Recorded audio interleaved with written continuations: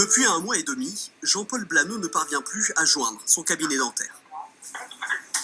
Il a avancé plus de 11 000 € de frais pour se faire poser 13 implants. C'est 5 000 € de moins qu'un cabinet classique, mais il en paie aujourd'hui le prix fort.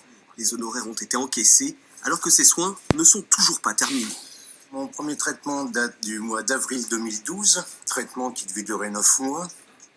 Oui, nous sommes en 2016, oui, je sais. En 4 ans de soins, M. Blanneau a tout expérimenté. Le premier docteur a fait les implants d'une façon impeccable, je n'ai rien eu à dire.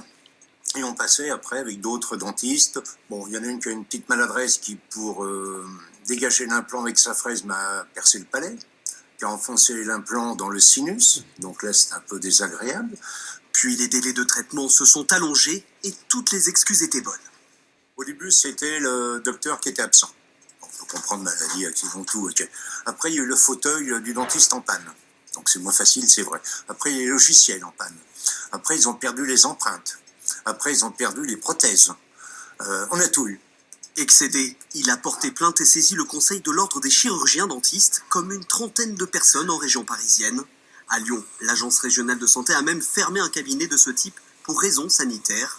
Les représentants de la profession dénoncent la course au rendement engagée par ces cabinets à bas coût.